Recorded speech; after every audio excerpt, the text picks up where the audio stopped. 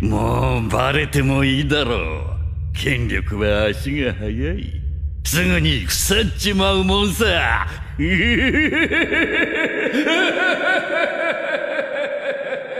Buat lo semua yang ngaku pecinta One Piece, pasti udah nggak asing lagi sama sosok kriminal satu ini.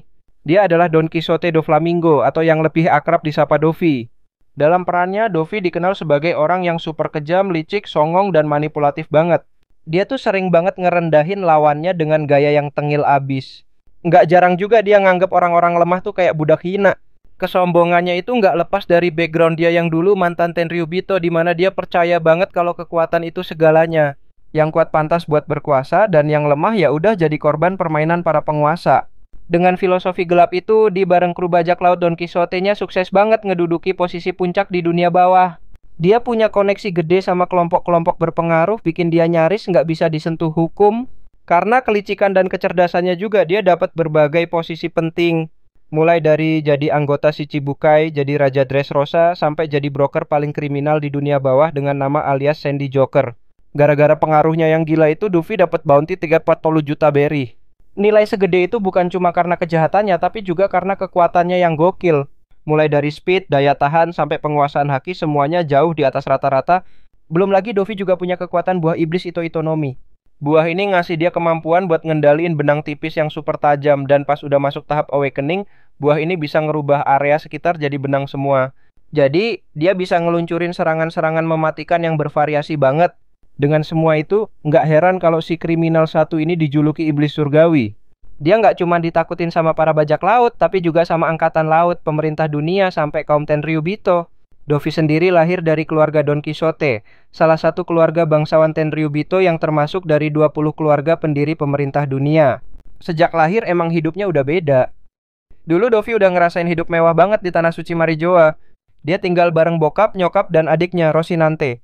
Mereka semua dapat hak istimewa kayak Tenryubito pada umumnya. Hidup sejahtera, serba megah, dan punya kuasa yang nggak bisa disentuh rakyat biasa. Tapi ironi mulai muncul pas Dovi umur 8 tahun. Waktu itu bokapnya, Don Quixote Homing, ngambil keputusan gila. Dia mutusin buat ninggalin status bangsawan dunia. Semua kemewahan ditinggal demi hidup sebagai rakyat jelata. Keputusan yang katanya sih karena alasan moral dan rasa kasihan, malah ngebawa keluarga Don Quixote ke jurang penderitaan. Di tengah masyarakat yang udah muak banget sama kaum Tenryubito, keluarga Dovi yang tinggal di North Blue malah jadi sasaran amukan. Rumah mereka dibakar dan mereka harus ngungsi dari satu tempat ke tempat lain. Cari makan dari sisa-sisa hidup bener-bener susah. Sampai akhirnya nyokapnya Dovi meninggal karena udah nggak kuat lagi bertahan. Disinilah Dovi pertama kali ngerasain rasanya hidup nelangsa. Yang tadinya serba enak kayak di surga, sekarang malah kayak neraka. Parahnya, nggak ada satupun orang yang mau nolongin mereka. Bahkan pas Homing minta bantuan ke Tenryubito, mereka malah ngatain Homing sebagai aib keluarga bangsawan. Penderitaan makin gila pas Dovi, Rocinante, dan Homing ditangkap sama warga yang udah penuh amarah. Karena kebencian yang udah numpuk lama sama kaum naga langit, mereka bertiga disiksa habis-habisan. Diikat, dipukulin, dipanah, bahkan digantung di depan kerumunan. Kayak ngasih pesan kalau ini balasan atas kelakuan kaum Tenryubito selama ini. Tapi di tengah semua itu, Dovi nunjukin sifat aslinya, angkuh dan ngerasa superior. Dia tetap ngerasa kalau dirinya lebih tinggi dari manusia biasa dan nggak ada yang bisa bikin dia tunduk. Jadi, beda sama Rocinante yang merengek atau Homing yang minta ampun, Dovi malah bersumpah bakal ngebantai semua orang yang udah ngebuang dia. Dan pas dia lagi meledak-ledaknya, tiba-tiba aja dia ngeluarin aura Haoshoku Haki yang gila banget. Seketika semua warga di situ tumbang dan pingsan. Momen itu ngebuat Dovi dan keluarganya bisa kabur dari maut. Besoknya Dovi ketemu sama Trebol, Vergo, Pika, dan Diamante. Mereka yang udah dengar soal haki luar biasa, Dovi langsung ngeliat dia sebagai sosok spesial. Mereka nganggep Dovi bukan cuma anak bangsawan buangan, tapi raja yang diturunin langsung dari langit. Karena itu mereka semua nyodorin diri buat jadi pengikut setianya Dovi. Dan sebagai bukti loyalitasnya, Trebol langsung ngasih Trebol ngasih Dovi pistol plus buah iblis Itonomi. Tujuannya jelas, biar Dovi bisa ngebales dendam ke siapapun yang pengen dia habisin. Setelah pertemuan itu, Dovi makin yakin sama pendiriannya buat ngebalas semua rasa sakit yang udah dia alamin. Dan orang pertama yang pengen dia bunuh, bokapnya sendiri. Tanpa mikir panjang, pas usianya baru 10 tahun, dia tembak Homing di depan mata adiknya sendiri. Seolah pengen nunjukin kalau semua penderitaan yang dia rasain sekarang adalah akibat keputusan konyol bokapnya. Nggak cuma sampai situ, Dovi bawa kepala bokapnya ke Marijoa berharap bisa dapat lagi status bangsawan yang dulu sempat dia punya. Tapi bukannya disambut hangat, dia malah dihina habis-habisan sama para Tenryubito. Dovi dianggap cuma sampah buangan yang nggak pantas balik lagi. Sejak momen itu, api amarah dan benci dalam diri di ke dunia makin membara. Berbekal pengetahuannya soal harta nasional Marijoa, ditambah kekuatan buah iblis dan loyalitas para anak buahnya, Dovi bersumpah bakal ngerombak tatanan dunia yang udah buang dia. Dia pengen ngerebut lagi tahta yang menurutnya adalah hak milik, sekaligus ngebales semua yang udah nyakitin dia. Bareng kru bajak laut Don Quixote, Dovi pun berubah jadi simbol iblis surgawi. Iblis yang turun dari langit, lahir dari penderitaan dan kebencian, dan siap bikin dunia bertekuk lutut di hadapannya. Pas umurnya 17 tahun, Dovi hadir di momen eksekusi Goldie Roger. Di tengah keramaian kota Logetown, dia senyum lebar kayak lagi nikmatin tontonan seru. Begitu era baru bajak laut dimulai, Dovi langsung mulai ngebangun armada bajak laut Don Quixote. Dia rekrut banyak orang kuat dan bertalenta, kebanyakan dari mereka adalah orang-orang buangan. Selain itu, Dovi juga manfaatin kekacauan di era baru ini. Dengan ambisi dan kecerdasannya, dia nggak cuma nyebur ke laut doang, tapi juga ngebangun jaringan kejahatan skala gede. Dia kuasain perdagangan ilegal dunia bawa lewat nama samaran Sandy Joker. Langkah awalnya, jalin koneksi sama kelompok-kelompok gede, dan karena itu juga dia bisa nyusupin Vergo ke dalam marinir demi ngejaga bisnis gelapnya tetap aman. Terus pas usianya masuk 24 tahun, Dovi akhirnya ketemu lagi sama adiknya, Rocinante. Ngelihat adiknya diem aja, Dovi sebagai kakak langsung ngajak dia gabung. Dia pikir adiknya udah kehilangan suara karena trauma masa lalu. Selang setahun kemudian datang seorang bocah dari kota Flevans. Namanya Trafalgar Law, anak yang kena penyakit Amberlit. Bocah ini ngotot banget pengen gabung sama Dovi. Kelompok Don Quixote makin gacor. Pas Dovi ngelihat si Trafalgar Law, bocah penuh dendam dan kebencian, dia langsung tertarik. Nggak pakai lama, Dovi nerima Law jadi bagian dari kru. Bahkan dia janji bakal ngebikin Law makin kuat dan nyariin buah iblis OP-OP Nomi buat nyembuhin penyakitnya. Sejak saat itu, sambil ngelatih Law buat jadi petarung tangguh, Dovi bareng bajak laut Don Quixote mulai menjelajahi Grand Line. Di sana mereka sering banget ngelakuin aksi-aksi kriminal, mulai dari ngerampok kota, nyolong upeti kerajaan dunia, sampai bikin kesepakatan bisnis ilegal. Duit ngalir, hadiah buronan makin numpuk, dan nama Don Quixote makin disegani di dunia bawah sebagai penguasa yang sadis dan gak kenal ampun. Tapi pas lagi asik-asiknya, tiba-tiba Law dan Rocinante alias Corazon ngilang dari kapal. Dovi langsung curiga ada yang aneh. Dia hubungin Corazon dan nyuruh balik ke kapal sekaligus ngasih tahu soal rencana nyolong buah iblis OP-OP Nomi di Pulau Rubek. Rencananya buah itu bakal dikasih ke Corazon buat nyembuhin Law. Tapi pas eksekusi dijalanin, Dovi malah dapet kenyataan pahit. Corazon udah nyolong buah itu duluan. Nyesek banget. Dovi yang udah percaya abis sama adiknya langsung ngerasa dikhianatin. Dia langsung pakai kekuatan buah iblisnya buat nutup seluruh pulau biar Corazon nggak bisa kabur. Dan bener aja dia berhasil nangkap Corazon. Yang Dovi nggak tahu Corazon udah nyembunyiin Law di dalam peti harta. Pas ketangkep, Corazon ngaku kalau buah OP-OP Nomi udah dimakan sama Law. Dia minta Dovi buat ngebiarin Law hidup damai dan nggak nyeret dia ke dalam dunia kriminal. Tapi bukannya luluh, Dovi malah makin ngamuk. Apalagi pas tahu kalau Corazon ternyata mata-mata angkatan laut. Tanpa basa-basi dia tembakin Corazon sampai tewas di tempat. Law yang ngumpet di dekat situ cuma bisa nangis sambil nahan amarah. Untungnya, karena kekuatan buah iblis Corazon yang bisa ngilangin suara, Law berhasil kabur meskipun dengan luka batin yang dalam banget. 6 tahun berlalu sejak kejadian itu. Dovi yang sekarang udah umur 31 tahun berhasil maksa pemerintah dunia buat ngangkat dia jadi si Cibukai. Dengan gelar ini, Dovi mulai nyusun rencana buat ngerebut lagi kerajaan Dressrosa, kerajaan yang dulunya dikuasain sama keluarga Don Quixote. Setelah mereka pindah ke Marijoa, sekarang dipegang sama keluarga Riku, lebih tepatnya Raja Riku Doldo III. Nah, karena pengen ngerebut tahta lamanya, Dovi langsung gerak cepet buat ngelakuin kudeta. Cuma butuh semalam doang, Dovi berhasil ngejebak dan nipu Raja Riku lewat skenario liciknya. Mulai dari ngancem buat nyerahin duit 10 miliar beri, sampai maksa Raja Riku buat sujud minta rakyatnya ngumpulin duit segitu. Tapi pas uangnya udah kekumpul, Dovi malah ngendaliin Raja Riku sama pasukannya buat nyerang rakyatnya sendiri. Hasilnya, pembantaian brutal yang gak bisa dikontrol, banyak warga jadi korban. Padahal Raja Riku itu dikenal baik banget dan cinta damai, tapi dia gak bisa ngelawan karena tubuhnya udah dikendaliin sama kekuatan jari iblis Doflamingo. Sementara di balik bayangan, dia malah nikmatin satu persatu nyawa yang melayang. Dan yang paling gila, dia bikin adegan ikonik, berlagak kayak nyelamatin rakyat dengan ngehentikan Raja Riku. Gara-gara itu, Dovi malah disangka pahlawan oleh rakyat Dressrosa. Gokil sih, keliciknya dapet banget. Dari situ Dovi sukses ngerampas tahta dan jadi raja baru Dressrosa. Dia langsung mau ngejadikan negeri itu markas utama buat bajak laut Don Quixote. Semua orang yang punya hubungan sama Raja Riku langsung disingkirin. Kecuali Viola, soalnya dia punya kemampuan yang berguna. Sisanya, dijadiin mainan hidup pakai kekuatan buah iblisnya Sugar. Parahnya, keberadaan para mainan ini bakal hilang dari ingatan semua orang, baik itu pasangan, keluarga, sahabat, siapapun yang pernah kenal. Bener-bener tragis.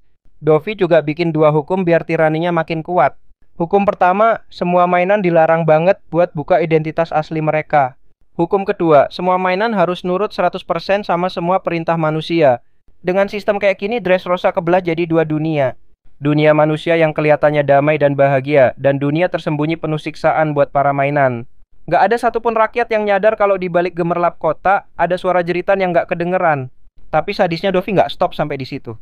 Dia juga nyuruh kurcaci dan mainan hidup kerja rodi di pabrik Sam Isle, pabrik bawah tanah buat produksi buah iblis buatan, yang nantinya dijual ke pasar gelap dunia bawah. Selain itu, Dovi juga ngebentuk struktur kekuasaan bareng bajak laut Don Quixote. Tiap orang punya peran penting. Treble jagain Sugar, Diamante dan Pika jaga sektor militer dan pertahanan. Jadi bukan sekadar bajak laut, mereka udah kayak pemerintah bayangan yang kerja dari balik gelap.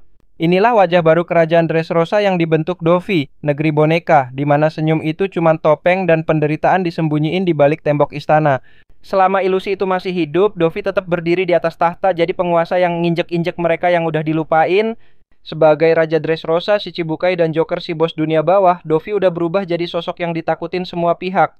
Dengan otak licik dan kekuatannya, dia bisa manfaatin kekacauan buat makin nyebarin pengaruh kemana-mana, politik, militer, perbudakan, sampai jaringan kriminal internasional. Pengaruh Dai di dunia bawah makin kerasa pas Bellamy nunjukin kekagumannya.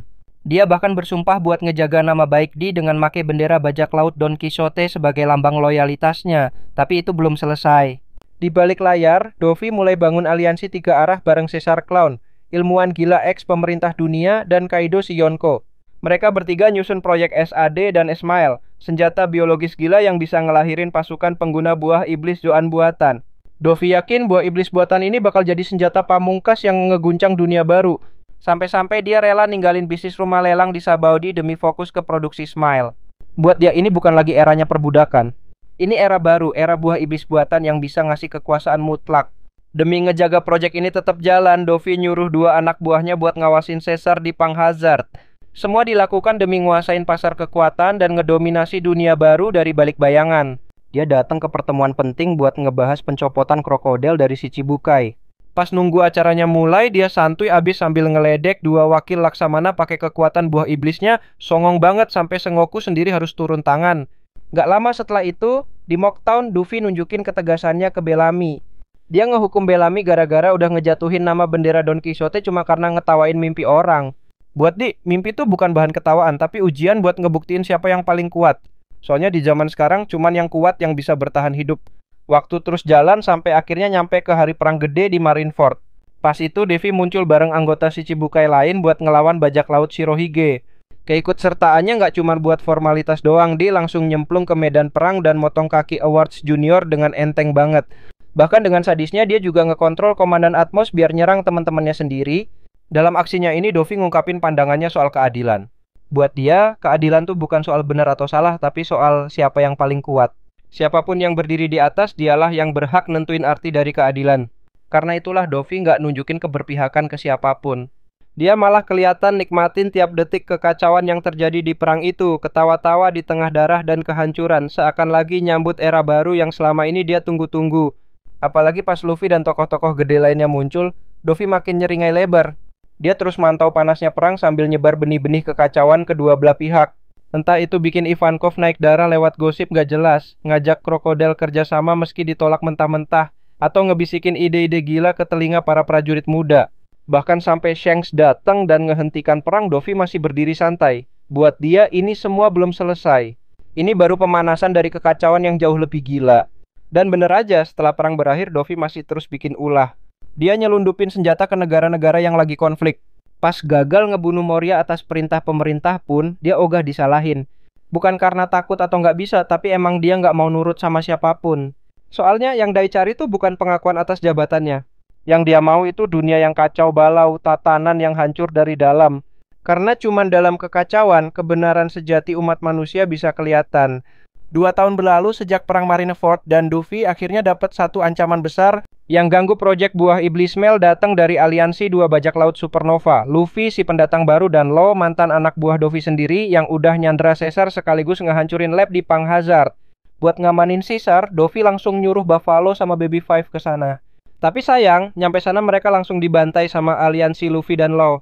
Gak cuman itu, Law juga berhasil nyimpen jantung Caesar buat alat negosiasi. Dalam negonya dia nuntut Di buat cabut dari Shichibukai kalau nggak mau berurusan sama Kaido. Kesel banget lihat kelakuan mantan anak buahnya Luffy langsung cus ke Punk Hazard sendirian. Tapi sayangnya nyampe sana Luffy dan Law udah nggak ada. Malah dia ketemu sama angkatan laut yang dipimpin Smoker. Di pertarungan itu Di sempet ngebully semua orang pakai kekuatan buah iblisnya. Tapi pas mau ngabisin Smoker tiba-tiba Aokiji muncul dan bikin Dai terpaksa mundur balik ke Dressrosa. Besoknya Di sadar kalau sekarang Law yang megang kendali permainan. Luffy langsung nyusun rencana licik. Nggak pakai lama, dia nyebarin berita hoax soal pengunduran dirinya dari Shichibukai. Terus, biar bisa misahin Luffy dan Law, dia bikin kekacauan gede di Colosseum dengan ngasih buah iblis merah-merah sebagai hadiah. Strateginya berhasil. Luffy sibuk berantem di Colosseum, sedangkan Law kejebak di negosiasi di Green Beat. Parahnya, Luffy ngajak Admiral Fujitora biar negosiasinya kelihatan sah. Begitu Law lepas status Shichibukai, Fujitora langsung nyerang pakai meteor buat nangkep dia. Luffy juga nggak kalah ganas. Dia nyerang balik buat ngerebut jantung Caesar. Pertarungannya ribet soalnya Law terus ngindar dan ngeprank pakai kekuatan OP-OP Nomi. Tapi Di nggak panik. Pas Law ngamuk gara-gara pengen balas dendam buat kematian Corazon, Luffy malah masih nyengir. Dia nyedot semua orang yang ganggu ngejatuhin Law berkali-kali. Dan waktu Law teriak nyebut nama Corazon, emosi Luffy meledak. Dia jalan penuh amarah dan langsung nembakin Law berkali-kali sampai akhirnya nyeret dia ke istana. Ngerasa udah megang semua permainan, Luffy mulai ngawasin gerak-gerik Luffy lewat monitor. Tapi dia shock berat pas lihat Luffy dan para kurcaci berhasil ngalahin Sugar, otak di balik mainan hidup. Akibatnya semua mainan balik ke wujud asli dan dikenalin lagi sama orang-orang terdekat. Rahasia gelap yang disimpan rapat-rapat akhirnya terbongkar ke seluruh rakyat Dressrosa. Belum kelar, Luffy dan Kairos juga tiba-tiba datang ke istana. Sekali tebas, Kairos berhasil nebas kepala D walau D masih bisa bangkit lagi. Luffy pun berhasil kabur bawa Law yang lagi sekarat. Permainannya mulai berantakan, Luffy ngamuk total. Marah banget sama aliansi Luffy dan Law yang udah ngancurin proyek buah iblis Mel dan tiraninya. Gak kuat nahan. Di dalam penjara dia gak nyesel. Dia malah ketawa, yakin banget permainan belum selesai. Dia tahu soal rahasia nasional Marijoa. Gak jelas harta apa yang dia maksud, tapi selama harta itu belum kebongkar dan tahta kosong masih ada, kekacauan bakal terus ada. Makanya, Luffy terus pantau dunia lewat koran selundupan. Dia nunggu saatnya panggung baru buat chaos lagi. Itulah kisah si penguasa dunia bawah Don Quixote do Flamingo. Dia adalah produk dari dunia yang kacau, pernah ngerasain surga, pernah disiksa neraka, dan akhirnya milih jadi iblis yang ngerusak semuanya. Dia bukan cuma penjahat, tapi dalang kekacauan. Gak peduli mana salah mana benar, dia jalan terus sesuai kemauan. Nunjukin arti kebebasan mutlak. Karena buat dia, yang menang perang, itulah yang berhak nentuin keadilan. Sang iblis surgawi Don Quixote do Flamingo.